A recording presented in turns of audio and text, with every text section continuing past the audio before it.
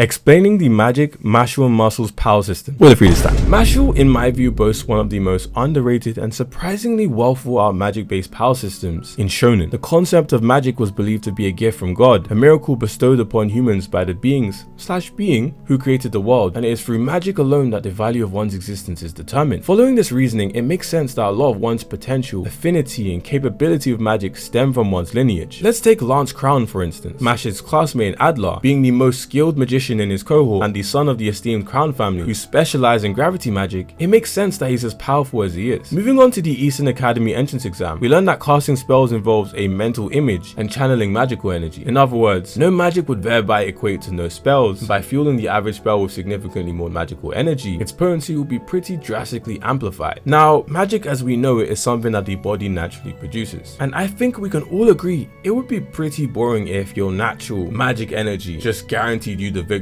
in any battle. And well, fortunately enough, spell utility and the refinement of magic are also very much so an important contributor to determining the victor in any exchange. It is why these students go to Eastern to begin with, to learn magic outside their personal magic, something implied to be for the most part irreplaceable. Through all manner of spells, entities, and even items entirely immune to the effects of magic can be created and or enchanted, something which in a battle with spellcasters can even out the playing field. Two enemies of comparable magical energy output also can be wildly incomparable in battle due to having incomparable or less battle-oriented affinities. To illustrate this more clearly, let's look back to when Mash's Dawn was against Langdorn. They first needed to go down into a cellar, but the entrance was completely sealed. Now Lance was the only person who knew the disclose spell, which undid the concealment technique. If he had been blindsided by an enemy who could fight whilst concealed, despite their lack of compatibility, might actually allow the combatant with less energy to be victorious and off-guard Lance. Let's think to the most recent episode of 8 from the second season in which Lance was turned into a baby. To counteract the consequent drop in magical energy output from being turned into a baby, he decreased the range of effect of his gravity magic to bolster its close range effectiveness. To further hammer this idea home, let's look at Dumbledore 2.0, aka Wahlberg, when he interviewed Mash at the end of the Eastern entrance exam. Following several somewhat deep questions, Mash is presented with the hypothetical situation of dealing with someone whose power far surpassed his own, and so Wahlberg used a technique known exclusively to him in the entire country. With this technique, he was able to remove the soul of Mash's most precious loved one and transfer it into a doll, to which, if pierced similar to a voodoo doll, would insta-kill the target. A pretty broken form of durability negation if you ask me, and we actually know that this is not his personal magic or affinity. He's not a specialist in soul magic in particular, others simply do not know the magic, and this is a very consistent trend in Mashle. Likewise, if we look to Abyssal Razor's evil eye, which just simply negates all those who have seen the eye and their ability to utilize magic, in addition to that, using his magic, he's able to grant himself free reign over their speed, and from this point, take advantage of the difference in speed, something in which implies characters use magic to amp their physical stats, which is confirmed later in the manga, but for the sake of keeping this video anime only, I will not elaborate on for the time being. The point is, although magical energy is definitely an advantage, it is by no means the be-all end-all in determining the victor of any battle. On that note, through Macaron's encounter with Finn's older brother, Rain Ames, we learn a very important detail about spells, and it's the reason why Macaron makes the statement. As Rain is covered with the howling sounds, we discover that not only do you have to visualize and then channel energy to generate a spell with the honing of said magical energy contributing to the overall success and the effectiveness of the spell, but you actually need to produce an audible chant to cast it, which Hajime confirms. Also, if you haven't already, don't forget to drop a like, maybe a sub. Bitch ass nigga.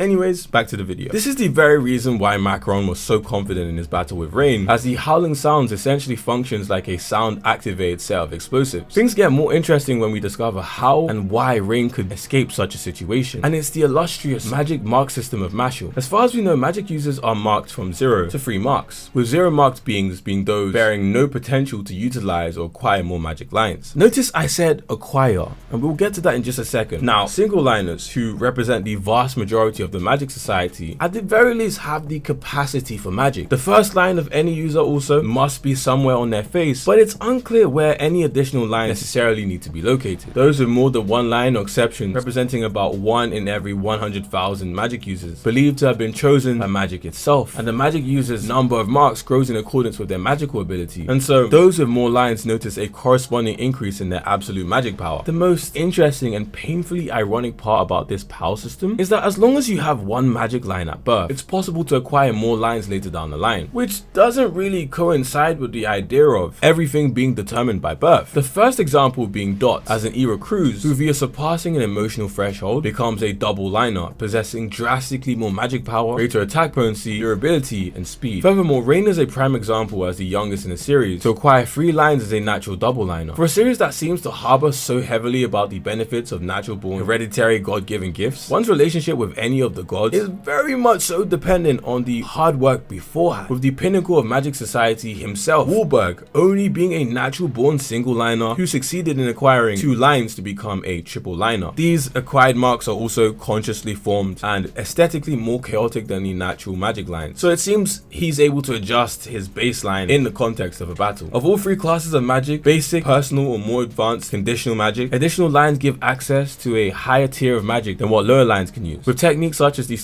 next stage after basic personal magic being conspicuous even to double liners. Other than it being superior to baseline personal magic, the only real consistent trend that I could observe from various second users in the series, such as Abyss Razor's force field that decreases and transfers the speed of anyone inside it to the user, Macaron's Death Gong that incapacitates anyone within 2 kilometers, Lance's Torture Pole, and so forth, it's that it seems to greatly increase the range and potency of the magic to an unspecified or unquantified degree. The next stage of the power system requires us to first go over the importance of wands in relation to magic within Mashle. During Mashle's trip to the Wondrous One Shot in season 2, we discovered that wands are heavily connected to one's magic power and affinity, with wands being an extension of the body, which is a tool that aids in the release of magic power. Determining a compatible wand could go down to the details as small as the material the wand is made by, such as Lance and the Crown family, whose gravity affinity seems to have a preference for magnolia as its material, and thereby means that with the right wand, in this case Lance, is significantly better at making use of gravity magic. It's why in a battle between mages, such as when Dot went against Love, he prioritized destroying the wand of his enemy to turn the tides in his favor when he noticed he was weaker than her. In the case of Carpaccio, he takes being advantaged by a wand to the next level by wielding one of the 13 Master Canes, some of the magic world's most ancient artifacts, given only to those with the innate talent to wield them. Those who possess them are granted an arcane blessing. For Carpaccio, we know that he hasn't felt pain or sustained damage since the day he was born due to this blessing, which is entirely involuntary, should I add. Mashle's only choice was to overcome the durability of the goddess who protected Carpaccio to emerge victorious. With that covered, we can finally get on to what distinguishes a double liner from a triple liner. Not only does it signify those who are chosen by the gods, but beyond being able to unleash more power than a double liner, they can awaken a one's true form. Through summons, Reigns was able to call forth Ares, the god of war strength, from within the one, allowing him to abuse another property of the power system, which is magic-induced power nullification. In Mashle, with enough raw magic power, the effects of certain magic abilities can outright be nullified. Aside from Reigns, other examples include Dot's clash with Love, and when Wahlberg flexes power to undo Innocent Zero's time stop. With that, we've covered the fascinating Mashle power system, but my manga readers know there's much more to discuss. What are your thoughts on magic-induced power nullification, the potential of the system with arcane blessings, Mashle's mysterious iron wand, and as a whole? Let me know in the comments below. If you found this video informative, don't forget to give it a thumbs up, subscribe for more content, and share the video with viewers of this hilarious series. I massively appreciate your support, and I'll be responding to my comments, so ask me what you'd like. And as always, I'll see you guys next time. Peace.